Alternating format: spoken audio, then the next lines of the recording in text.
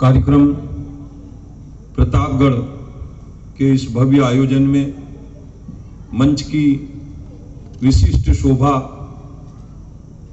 पूज्य रामस्वरूप जी महाराज बांसवाड़ा और जिला अध्यक्ष महोदय लता बहन जी और मगनी राम जी साहब जो आखिरी में विराजे हुए हैं, उनके साथ में लक्ष्मी जी भाई साहब को पधारना था पर उन्होंने धनराज जी भाई साहब को भेज दिया।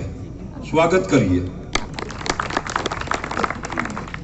लक्ष्मी जी भाई साहब की उतनी व्यवस्था उपस्थिति में अपन दर्ज नहीं करा पाते और इन्होंने इतने में ही संतोष कर लिया, इसलिए ये बहुत धन्यवाद की बात। आप हम सब जानते हैं बहुत लंबी लंबी कथाएं हैं।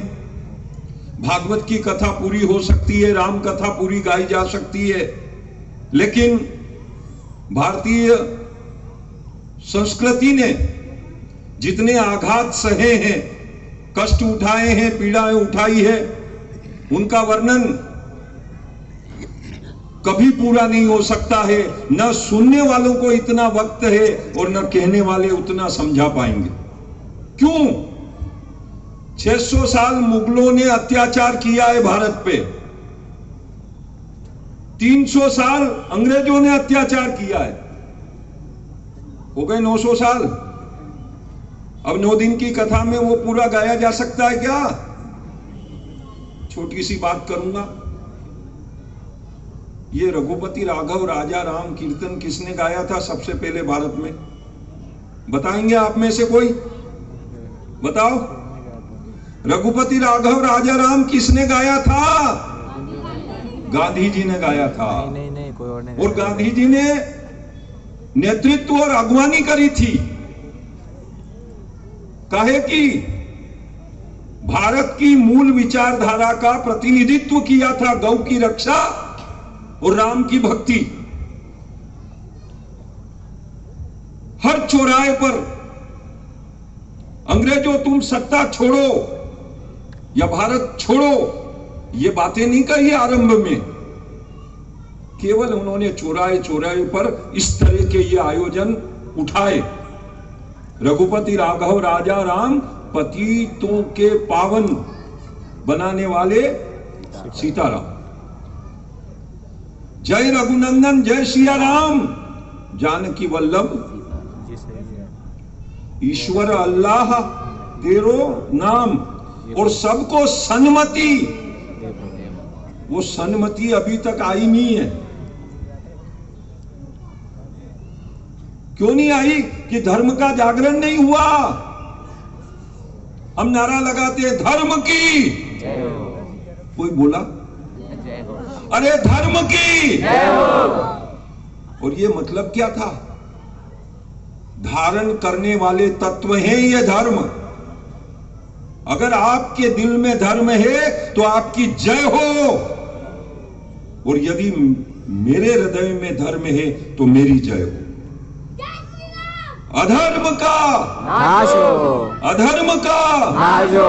अधर्म यदि आपके मन में है तो आपका नाश है, और मेरे हृदय में अगर अधर्म है तो मेरा नाश है। आप उपदेश समझिए अंतर्निहित। कौन सी हिंदू संस्कृति में वेर भावना है? कौन सी हिंसक भावना है? कौन सी आक्रोश भावना है? भगवान श्री राम नंगे पांव से अत्याचार और अनाचार का विरोध करने के लिए 14 साल की पद यात्रा करके समाज की समस्या का केंद्र राक्षस नीति थी, हरण नीति। उस हरण नीति पे अगस्त ऋषि से मंत्रणा करके कैसे इन राक्षसों का अंत हो सकता है गुरुवर, मुझे कहां मुकाम लगाना है? और उन्होंने कहा आप पंचवटी में मुकाम लगाओ। गुरु से आज्ञा लेकर के राम ने मुकाम लगाया। ज्ञान ध्यान की चर्चा हो रही है और राक्षस अपनी रणनीति चल देते हैं। उस रणनीति का सामना राम ही होकर के करते हैं। अकेले राम वन वन पुकारते हैं,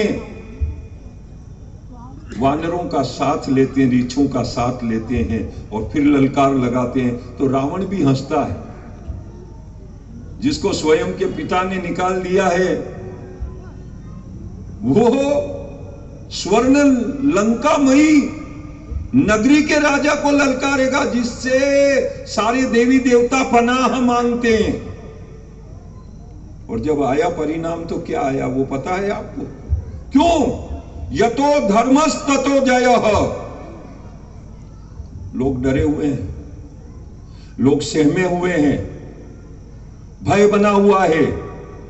अपने धर्म की चर्चा करने में लोगों को डर पैदा हो रहा है। संस्कृति बिछुड़ी हुई है, पिछड़ी हुई है संस्कृति हमारी। अभी बांसवाड़ा के कलिंजरा गांव का उदाहरण रामस्वरूप जी महाराज दे रहे थे हमें। विसंगति है हमारे धर्म में, उस विसंगति को समभाव बनाना पड़ेगा, समरस बनाना पड़ेगा, विचारों को सौहार्द कायम करना पड़ेगा। केवल एक अयोध्या में मंदिर ही हमारा टारगेट नहीं है। उस मंदिर का मुद्दा जब से उठाया है, हिंदू निडर होकर के और अपने गांव में, अपनी बस्ती में बहन बेटियां सब आजादी से घूम रही है। ये राम जन्मभूमि के आंदोलन का प्रभाव, ये वहां का तो नाम है। और ये क्रांति जन जन तक पहुंचनी चाहिए, उसके लिए ये नारे बुलंद करवाए जा रहे हैं। जय जय सिया राम, जय जय सिया राम। ये हिंदू मात्र को जगाने का अभियान है और अपनी सोई हुई जात को जगाना कोई भी किसी के प्रति वेर बढ़ाना नहीं कहा जा सकता। कोई अपने घर में कभी भी जागे, कोई भी कभी भी नहाए और कभी भी पूजा पाठ करे, कभी भी जयकारा लगाए। हद तो ये हो गई इस देश की कि हिंदू धर्म की रक्षा के लिए गुरु नानक देव जी ने जिनको सिख धर्म पकड़ाया था, वो लोग आज कनाडा से हिंदू धर्म के खिलाफत की और बगावत की योजनाओं का धन बहा रहे हैं। और अभी अभी कनाडा के राजदूत को कल अल्टीमेटम दिया गया कि 5 दिन के अंदर भारत छोड़ देना। आप समझ लो बात को। क्यों जाति में विद्वेष फैलाया जाता है? क्यों भीम आर्मी के मुद्दे उठा करके और समाज को विखंडित किया जाता है? आप विचार करना इस चीज के पीछे। क्यों? जिसे कहते हैं इंडिया टीम, ये क्यों बन रही है? ये वोटों की मोहताज बन करके, और कुछ जो संगठित वोट डाले जाते हैं, थोक में वोट डाले जाते हैं, उनको की लल्लो चप्पो करने वाली ये पार्टियां हैं जो उन वोटों का अधिकार के लिए ये लल्लो चप्पो कर रही है। ये सारी की सारी पार्टियां। क्यों? क्योंकि हम लोग तो अपने जातीय समीकरणों को, जो सनातन धर्म है, जिसका उद्देश्य क्या है? विश्व का कल्याण, विश्व का कल्याण, विश्व का कल्याण, विश्व के कल्याण की बात करते हैं हम। और वो कब होगा कि प्राणियों में सद्भावना हो, प्राणियों में हमारे धर्म का जागरण यह है कि एक जाति से जाति का प्रेम मात्र न हो, संपूर्ण प्राणियों के प्रति हमारे मन में दया भाव है, उसका जागरण हो, तब विश्व का कल्याण होगा। और यह संस्कृति एक अनूठी संस्कृति है जो ऋषि मुनियों ने इस भारत देश में दी।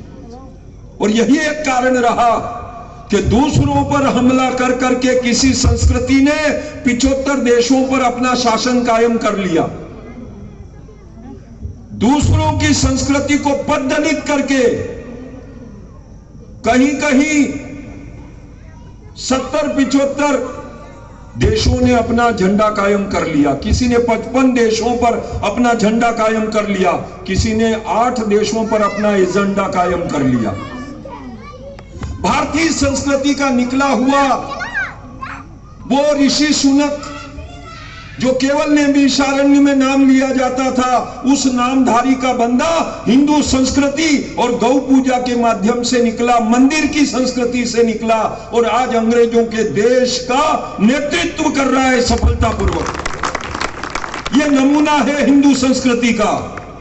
यह ना आतंकवाद फैलाती है, न जहरवाद फैलाती है, यह केवल प्रगति का आह्वान करती है, यह शांति का मंत्र फूंकती है और उस संस्कृति को बढ़ाया जाना चाहिए, निरंतर लहराया जाना चाहिए और जबरदस्त शब्दों में बोलना चाहिए, भारत माता की।